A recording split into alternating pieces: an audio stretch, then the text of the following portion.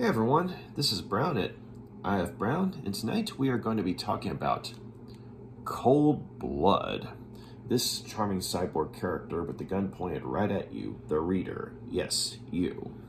So, Coldblood was first introduced in issue 26 of Marvel Comics Presents, which is in fact this very issue. And his story went from issue 26 of the series to issue 35. And Marvel Comics Presents, for those of you who don't know, was an anthology series that Marvel had from the late 80s, up to the mid 90s.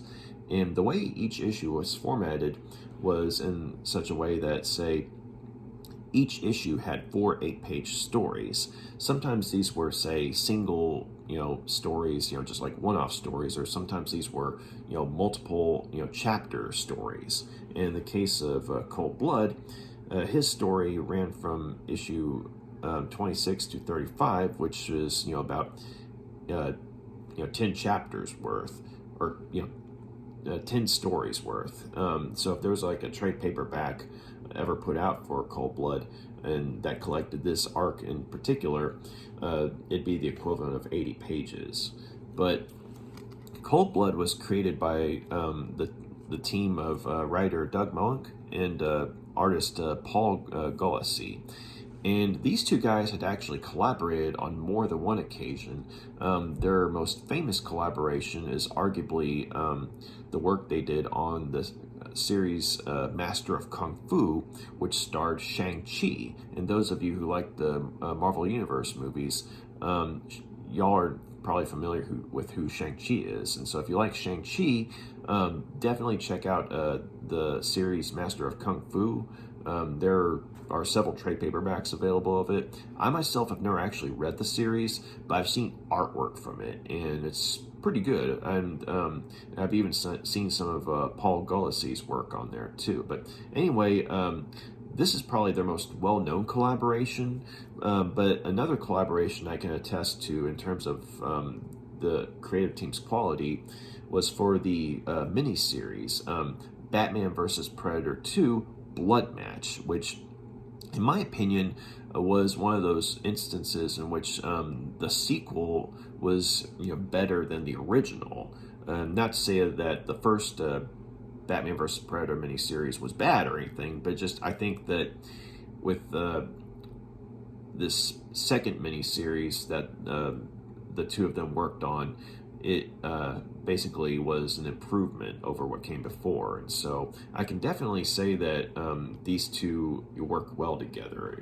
Doug Moench with crafting well-written stories, and Paul Gulacy doing art that's at once beautiful and yet gritty. And so Coldblood was yet another collaboration between the two. And one of the things that was intriguing about the story of Coldblood is that while it is being told within the pages of Marvel Comics Presents, the story itself doesn't seem to really take place within the Marvel Universe proper. It seems to take place in another reality altogether, something that was quote-unquote closer to our own at the time. But the only real connection I could find within the story to the Marvel Universe is that there's one point where Coldblood is confronted by a robot that was made to look like the Incredible Hulk. But rather than that being, say, a straight-up connection to the Marvel Universe proper, it's more of a psychological attack, or a psychological ploy of attack by the enemy, and just to kind of throw Coldblood off. But other than that, though, I mean, for all intents and purposes, I mean, Coldblood is basically on his own. He's not in a universe where heroes are flying around and what have you. So I thought that made the story stand out a bit more, because while yes, it's being told within the pages of Marvel Comics Presents, it's taking place in a universe in which I guess the Marvel heroes don't exist. So the lone wolf vibe definitely made the story stand out a bit more for me. But anyway, the story starts off with the character of Coldblood, Cyborg, who finds himself driving in this souped-up technological marvel of a car, but he doesn't remember how he got into the car. He doesn't remember who he is, and he's looking around, and he knows he's in New York, but it looks like New York after World War III. I mean, buildings are in ruins, dogs are eating cadavers in the streets. It's not a very pleasant scene. And to add even more confusion to his mindset, he's got a voice in his head, and it's a computer that's talking to him, trying to answer his questions as best as it can. But unfortunately, because of its programming, it's limited in what it can say to him or what it can tell him. But he finds out, though, that he's actually being watched by unknown individuals, and basically he's kind of a rat in their maze, and he there are certain areas he can go, there are certain areas he can't go, such as, for instance, if he tries to, if he finds a wall that seems to show something of the outside world, he gets out of his car, tries to climb the wall, but then he gets shut down, and he literally has to crawl back to his car before his body starts working again. So whoever it is that's running this, I mean, they have a lot of power. But then he starts to see a woman's face show up on the computer screen in the car, and he's like, did you just see that? Like, he's talking to his computer in his head. He's like, did you just see that? A woman's face just popped up. Now it's gone, and the computer says that it can't see it. It couldn't see anything like that. And so then this voice, another voice, starts talking to him in his head, a woman's voice. And so Coldblood, he's talking to a computer, and he's like, okay, am I the only one hearing her? And the computer can't hear her. And so the woman assures him that, as bizarre as his situation is, he's not going crazy. And so she promises that she can actually, help him to get outside of the control of the people who are, running this maze. And she can also give him access to the memories that would, clear up, who he really is.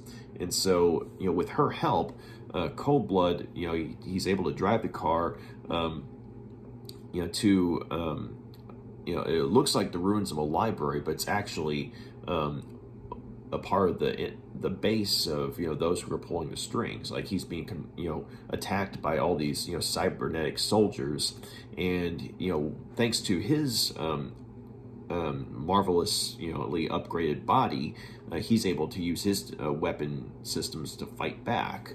But he makes his way into this research facility, or for, I guess, black ops technology and what have you, and he finds the woman who's been talking to him, and it's a woman named Gina Dyson, and she tells him that the two of them knew each other prior to his transformation, and in fact they were friends and lovers and colleagues as well, but he's going to have to sift through his memories that he's about to have access to, courtesy of her, before he can remember exactly how they knew each other, because his memory had been wiped. And so she does a sort of operation on him to where he now is going to be able to have access to his memories, but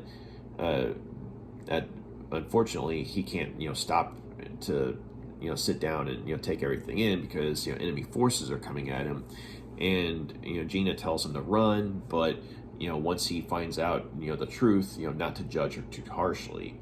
And so Coldblood is actually able to make it out of the ruins of New York, and it turns out that this isn't even New York. It was a mock-up of New York. Someone had set things up to basically play with Coldblood's mind. But once Coldblood gets out of this fake New York and into the real world, I mean, he's still on the run. He's having to hide and everything, but he gets to a point where he's able to stop and access the memories that Gina was talking about.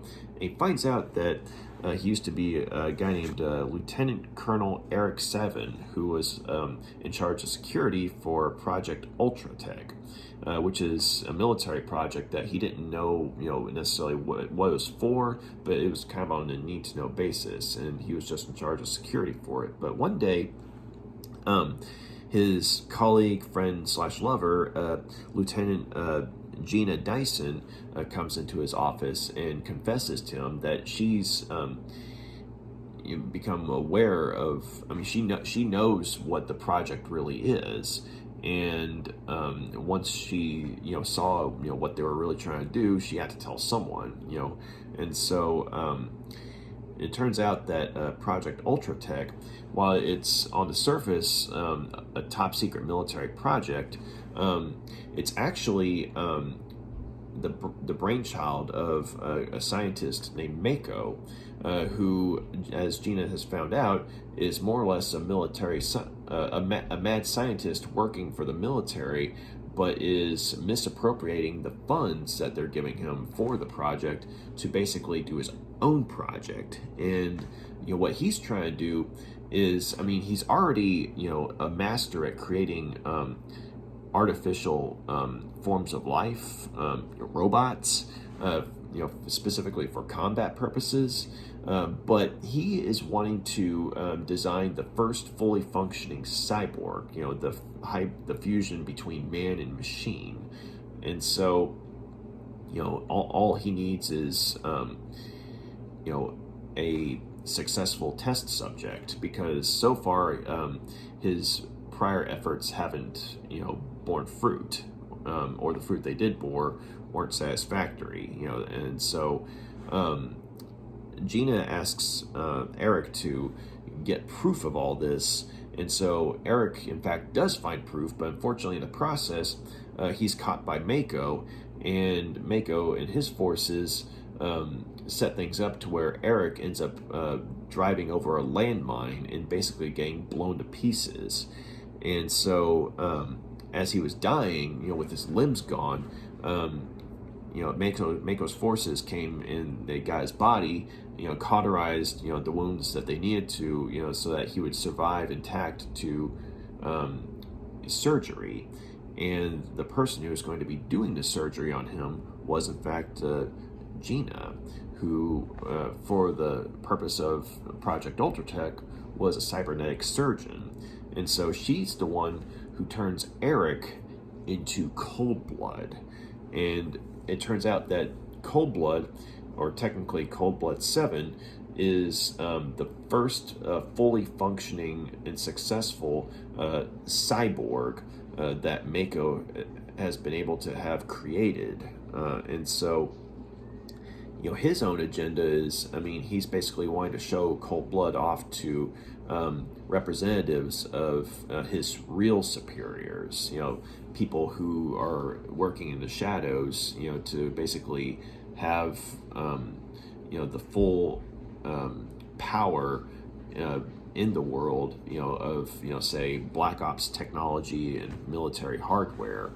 But unfortunately for Mako, Coldblood's escape has put all that in jeopardy. And the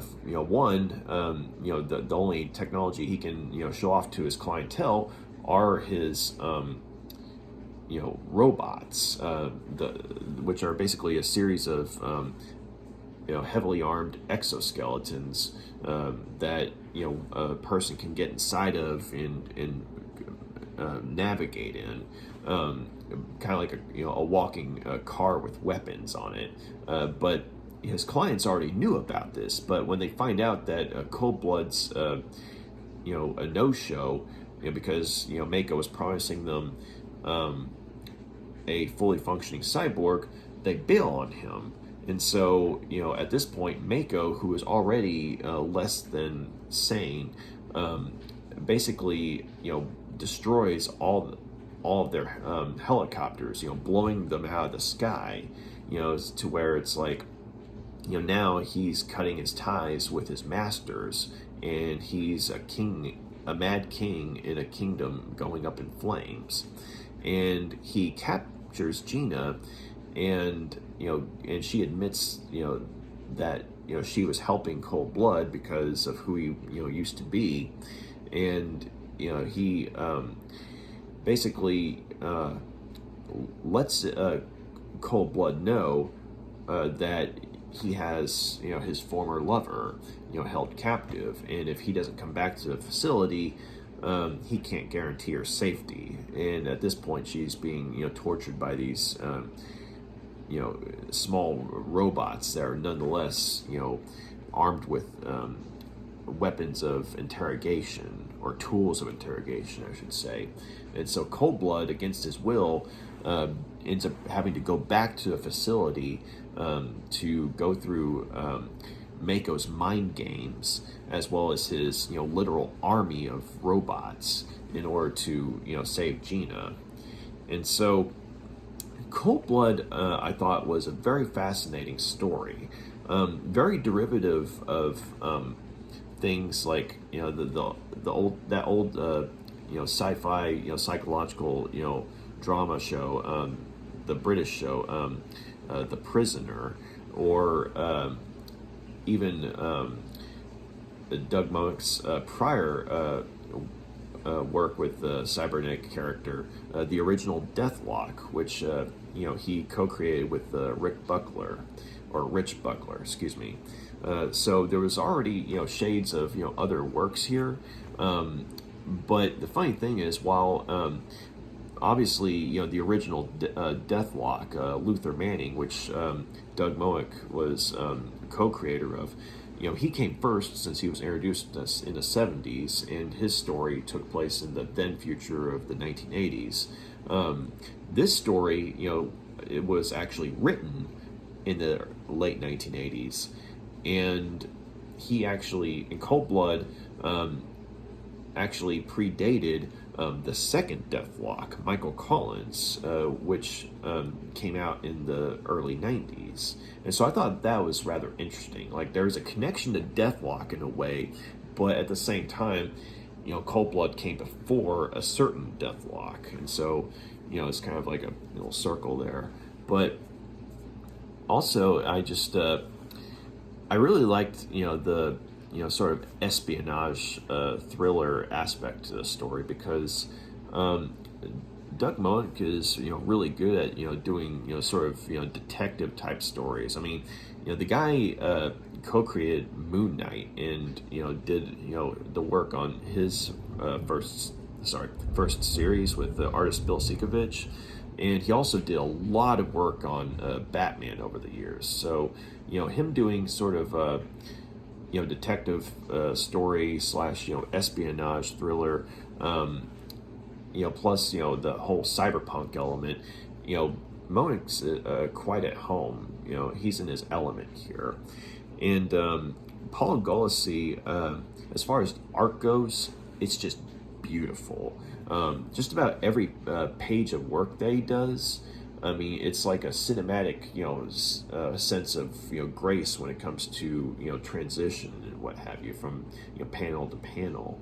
And, the artwork on a visual level, it's very gritty, very moody, but then there'll be moments that have this sort of sense of, genuine, beauty and hope, such as when, like, say, for instance, Coldblood, I mean, before he finds out who he really is, like when he's driving around New York in this, technological marvel of a car, but he doesn't know how he got in it, and he doesn't know who he is.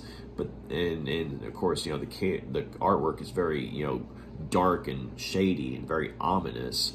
But then when he sees Gina's face pop up on the computer, that moment where he sees it, but the computer in his head doesn't see it, It's a very it's almost shocking in a sense of how it goes from ominous and gritty, to suddenly this vision of beauty, captured on screen, with all the all the technical data on the computer, sort of just in the background behind the Gina's face, but it's like this sort of photo realistic pencil etching of her face is, what is being shown to the reader. And Gulacy, is really good at pulling off tricks like that, going from dark to beautiful. And also, one of the things I like about his work is that when it comes to, say, like the action scenes, there's a very fluid grace to the movement. Like whenever Coldblood is say going in a shootout with the cybernetic henchman of Mako, for instance. I mean, his movements as Gulacy draws them make sense. And it's not like there's just sometimes an artist, when they're drawing a fight scene or a gunfight, he's he or she's good drawing someone posing, but they're missing out on the transition, like from, say, someone pulling out the gun, aiming it, pulling a trigger, and then you see the consequences of the bullet hitting whoever the person's target is.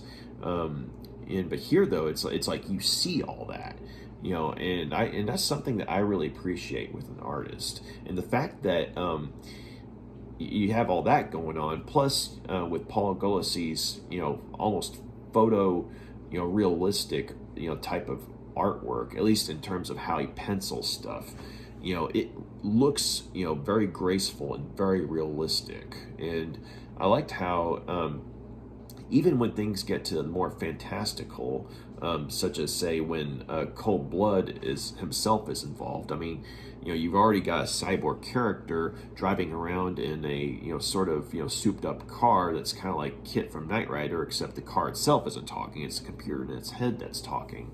But you've already got this fantastical element with the cyborg driving a cybernetic car, but he's, for a certain part of the story, in the gritty world of New York City, or somewhere in the real world. But then when he's going up against cyborg soldiers, I mean, that's when the more fantastical element comes into play.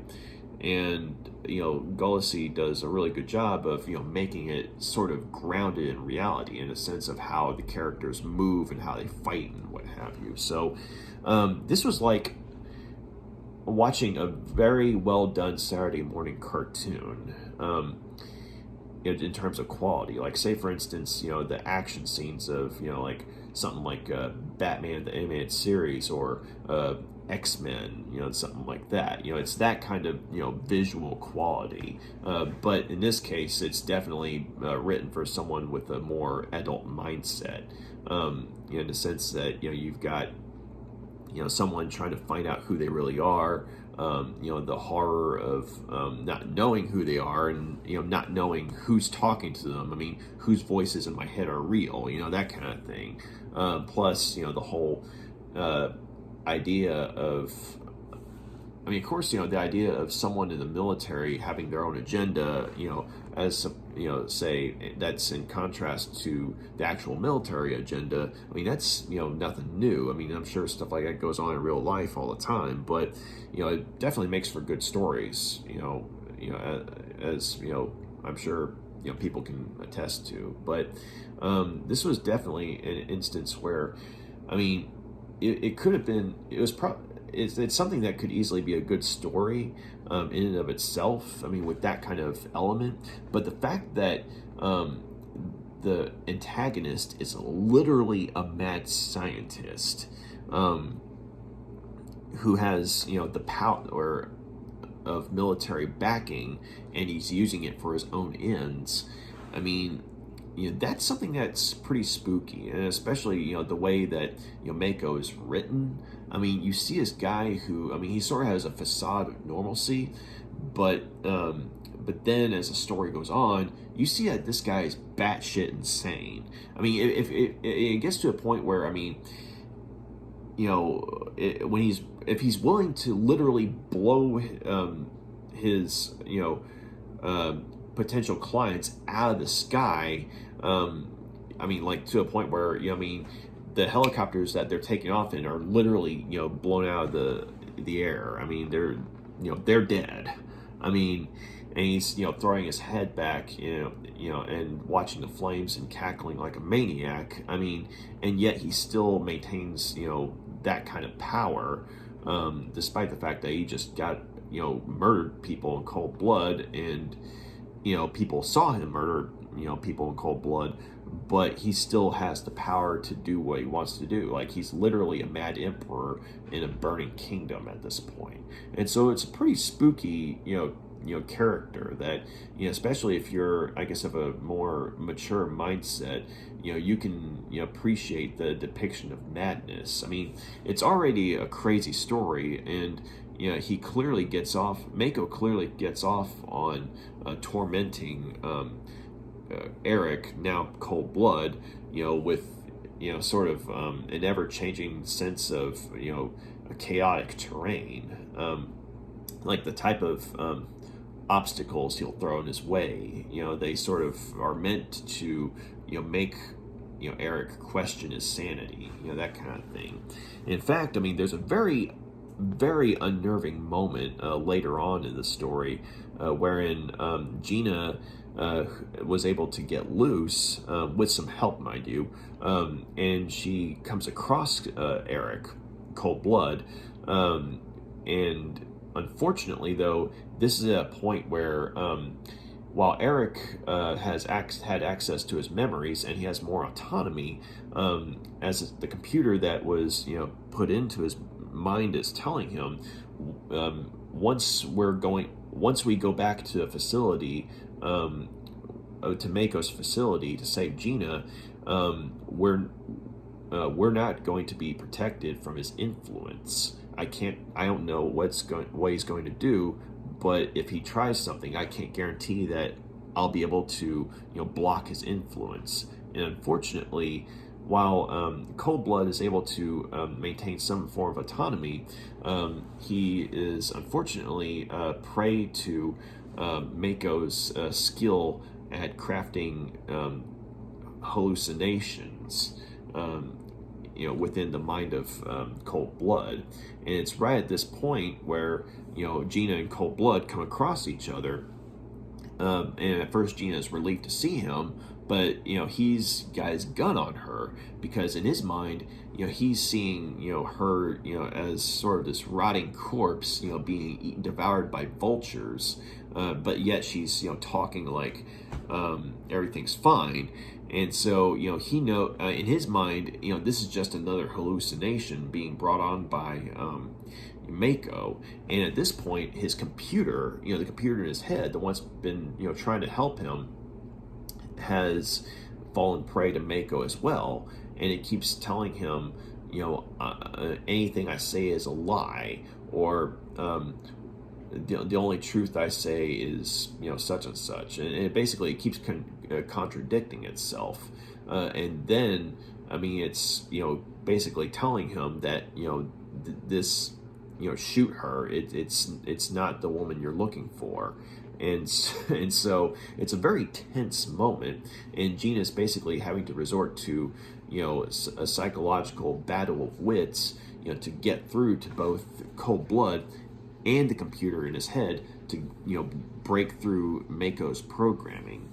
And so you have some really nice, you know, bits of psychological tension there for sure, which is definitely something I wasn't quite expecting, you know, from a story that was, you know, in this anthology. I mean, not to, you know, slight, you know, anything that was coming out of Marvel Comics Presents at the time. It's just at this point, you know, I don't know if, you know, the other stories, you know, had as much, you know, psychological tension as Coldblood did. I mean, I know that as the series went on, some of the stories were able to, say, be more adult, and at least in terms of the intellectual side of things. But Coldblood definitely stands out in that regard. Also, when things get to where they I mentioned the fantastical element of, say, Coldblood going up against not cyborgs, robotic henchmen. There's something that you'd expect to find in your typical Marvel comic, but because of the type of story it is, and the character who's grasping at straws, trying to find out who he is, who he used to be, as well as trying to grapple with the fact that once he gets his memories, I mean, he'll be able to remember who he is, but he won't be able to recall the emotion that he had, with, say, an emotional a connection that he used to have with someone, that kind of thing. It's a very human feeling story, amidst the shootouts with the robots, and or driving through crazy urban environments in a souped up car. So yeah, it's definitely it was definitely a nice surprise, from Doug Moench and Paul Gulacy, and it was even nicer of a surprise that it came out in this particular series. But in the climax of the story, of course, Coldblood ends up having a showdown with Mako, but Mako is in fact able to. He's using one of his robotic exoskeletons, and the way it's drawn, I mean, it looks like something from, say, a Saturday morning cartoon or a video game or something. It's that kind of fight that you would see. But there's a certain grittiness to it because, as I mentioned earlier, the series, the story is seeming to go out of its way to basically, distance itself from the Marvel Universe proper. And at this point that the series is being done, I'm pretty sure that Coldblood was supposed to be in a world of its own, as opposed to, say, the straight up Marvel Universe in general. But of course, things have changed, later on, and Coldblood actually ended up turning up in the Marvel Universe proper as a supporting character in a storyline from the second Deathlock series, with Michael Collins as the main character as Deathlock. I haven't actually read that story, but that was like the first time that Coldblood actually showed up in the Marvel Universe proper. And he's shown up here and there in a few other things, but it's usually as a background character. Like, he was in one of the storylines for Marvel Civil War. He was one of the many individuals who was serving time in that super prison, the Raft, I think it was called. I think that's what the prison was called, but he was one of the many superheroes who were made prisoners because they resisted the Registration Act. And I think for a time, like, that was the last time anyone had seen him, both within the Marvel Universe as well as comic book readers in general. But yeah, I really enjoyed this story, and to me, this is what Marvel Comics Presents, was best at. When it was at its best, this is one of the things it did well, was introducing new characters, even if they're being created by familiar creative teams. But it's like these creative teams, even if they're well known to comic book readers, they're basically putting forth the energy and enthusiasm of a younger artist, someone who's hungry and trying to prove themselves. Like, because they're creating a new character that people hadn't seen before. I mean, they're wanting it to be a success, and in the format of this series, wherein I think it was like weekly as opposed to monthly, the pressure was on for the creative teams to do a good job, And so when you have someone of the caliber of Doug Moench and Paul Gulacy, who have already proven that they work well together, working in such a format here, I think the pressure was on. It was like a positive, form of, motivation to do a good job, and they did. They did a very good job. I will say though that as much as I enjoyed the story, I do think that it actually could have benefited from either, say, maybe an extra issue or two to flesh a few things out. Namely, say, for instance, while Gina is a well done character, both from a writing standpoint and a visual standpoint, because she looks very beautiful, but I do wish that we had gotten to say. See her and Eric, maybe in, let's say, like a flashback or something, which to be fair, we do, but when there's all this dialogue that says that the two of them used to be lovers, you would think that the connection between the two of them would be more intimate, or there'd be more of I guess you could say, longing there, especially on Gina's part, since up until a certain point, Coldblood, I mean, he can't really remember anything he can't really feel anything from an emotional standpoint other than confusion. And so you'd think that there'd be more longing on Gina's part, but instead it's very rushed, if that makes sense. So maybe, I mean, as good as the story is, I feel like they could have fleshed things out a bit more to where, there was a certain drive, or it felt like there was a drive for, the characters to, make more of a connection, once the revelations came to light. And also, I would have liked to have seen more of Coldblood's interactions with, the real world. I mean, he does get out into the real world, and he does have some interactions with them, but unfortunately, any interactions he has are very rushed because Mako's robotic soldiers are constantly going after him, so he doesn't really have a moment to rest. But I would have liked to have... I would have liked to have seen him, basically maybe having a quiet moment, trying to, say, adapt to, being a cyborg in a real world. Like, how do you function? That kind of thing.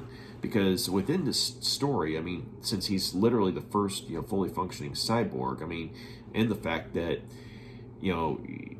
he's still trying to learn who he is and, get used to his body and what have you. I mean, his computer's helping him, but how do you function in a real world like that? I would have liked to have seen more of that because, I mean, to be fair, it's a very good chase story, very much filled with action, but it could have benefited more from some quiet drama scenes, or the quiet drama scenes that the story had, weren't really long enough to give the reader a true break. It was all just exposition, if that makes sense. Excuse me. Sorry. But I do like how, like the tension and the slight element of horror came into play. Like, for instance, there's a moment where Coldblood thinks that he's outside of the influence of Mako and his forces, but then a woman he was talking to, and comes back to him, and she suddenly takes her hands to her face and peels her face apart, to where instead of what you'd expect to find, a human skull grinning back at you, the reader, it's this sort of mechanical TV shaped thing that's where a head should be. And that little moment I thought was kind of effective in terms of keeping with Mako's penchant for mentally screwing with his prey. And also, it was just a good moment of like sort of sci-fi horror, because I mean, Paul Gulacy did such a good job of doing the transition. You see her going from this to, and then next thing you know, there's this weird, amalgamation of like a humanoid, robotic skull, with a TV, where the most of the face should be, that kind of thing. And it's definitely a moment where Coldblood's like, what? But so yeah, I thought this was a cool story. I mean, it flowed at a good pace. The action scenes were good. The character was intriguing. And of course, the antagonist was, pretty spooky in terms of how unhinged he was. And I just think that it could have benefited from a few more, quiet drama scenes. But I mean, overall, it was a good story. I'm going to give Coldblood 4 out of 5 stars. It was a good story.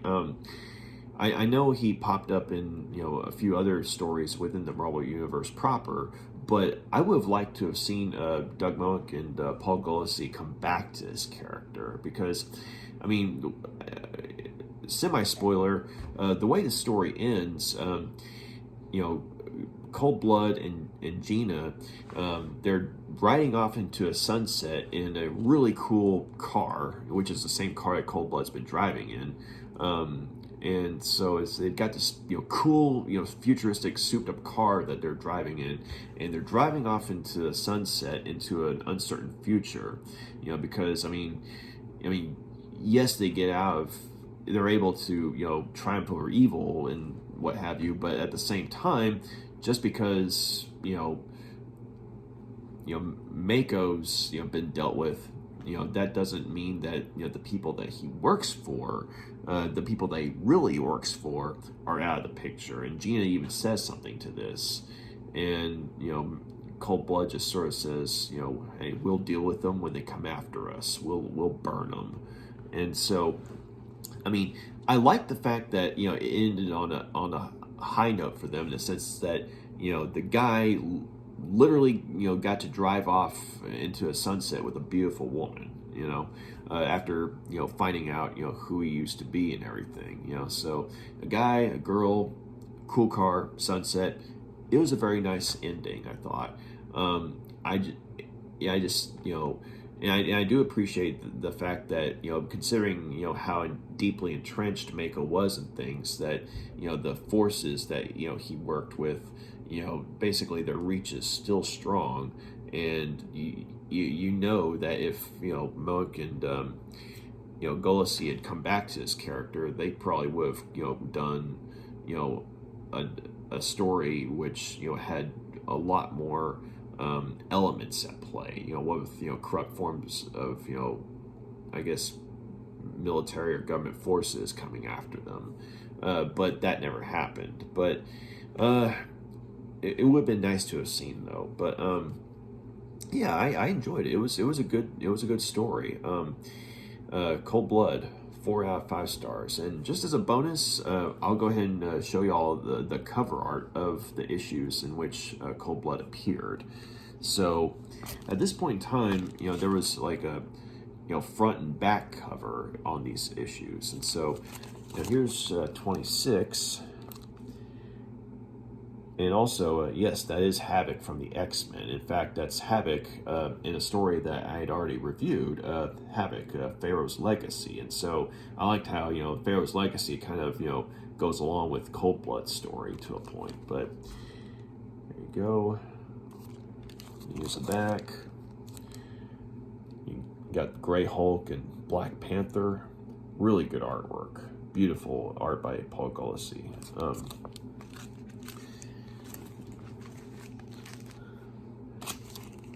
Issue 27. If you look carefully here, see that's Coldblood in the upper Marvel logo.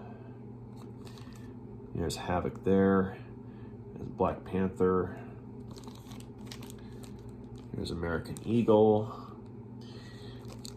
And there's Coldblood taking out the robot that looks like the Hulk. But this isn't necessarily my favorite cover, but I do like how it's the art's showing, the the power of Havoc, you know, sort of radiating outwards, you know, to a point where, you know, the back cover, you know, gets affected by it. I thought that was a nice touch. But this is definitely the better cover, though.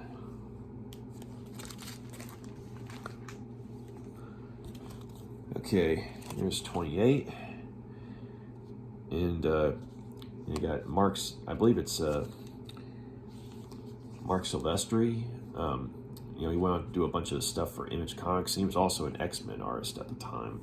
But you got Havoc, you got I think that's, yeah, Triton from the Inhumans right there in the upper logo. You turn it around, you got Black Panther, there's Triton from the Inhumans, and of course here's Coldblood.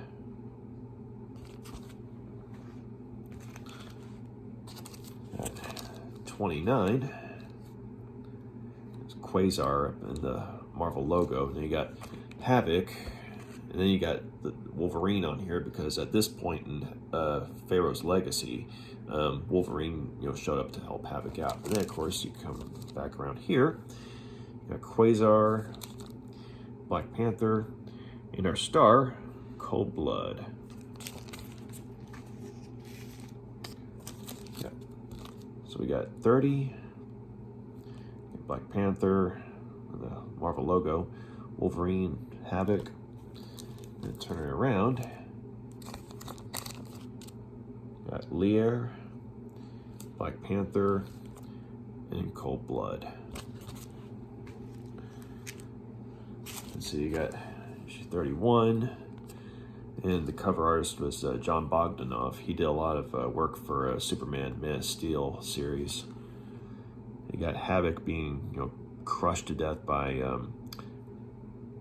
Plasma, I think it was her name. You got Excalibur, you know, being confronted by the Looney Tunes from hell. You turn it around, and I love this. I love this picture right here. It's like this, you know, giant form of Black Panther, basically dwarfing everything else. And you got, you know, Coldblood, you know, screaming up at the heavens at night.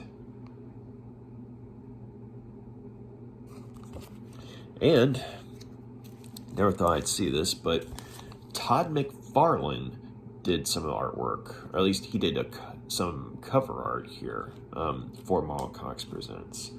Todd McFarlane did some really good work on Spider-Man and the Hulk, and he created Spawn, so that's probably why you're familiar with his name. So you got Sunfire here in the upper logo, then you got Shadowcat, or Kitty Pryde, and yeah, you definitely tell it's Todd McFarlane work with the line work and the teeth and everything. Then you turn it around. It looks like Deadpool, but it's Black Panther. You got Sunfire and this really badass, you know, drawing of Coldblood. You know, it's unfortunate that Coldblood, you know, didn't take off, beyond this series really. Because I would have loved to have seen Todd McFarlane, you know, do, say, maybe a special story or something like that, you know, doing the artwork for Coldblood, because he did a really good job here. Like Cable before Cable, I think. You got 33. You got Submariner and the logo there. You got Captain Britain being confronted by evil duplicates. You turn it around, you got Black Panther, Submariner, and our star, Coldblood. That's a pretty cool picture there. Like, no more Mr. Nice Guy.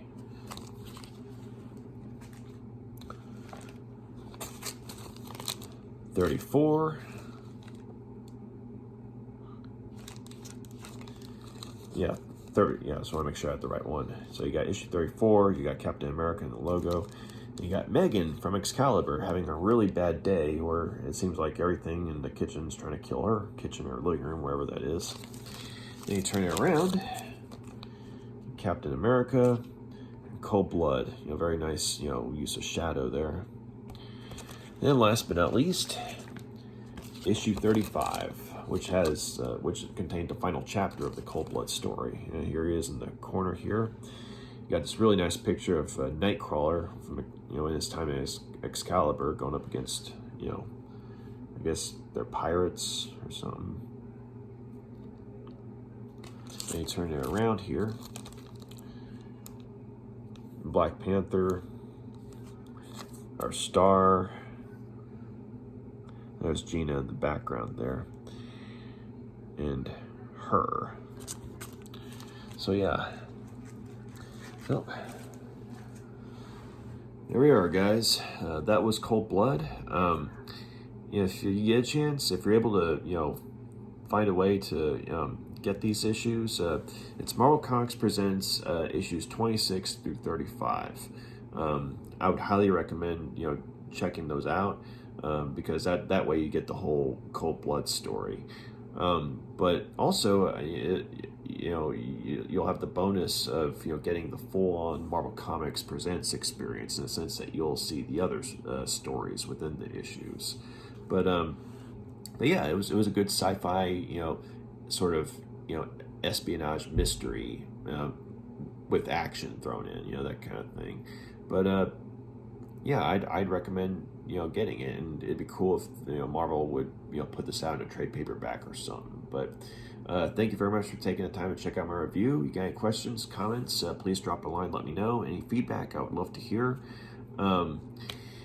I might come back just to do a quick video, and not tonight, but later on, actually showing y'all some of the artwork that Paul Gulacy had within these issues, because I'm talking about it, but it's really cool if I could show it to y'all. But I know I showed you the cover art at issue 26, and he did the artwork for that, but I'll come back and do another video, just a quick one, showing y'all some of his artwork, because it's really a treat to see. But yeah, if you like what you see here, please feel free to like and subscribe, and I hope you enjoyed learning about Coldblood and the story he's in.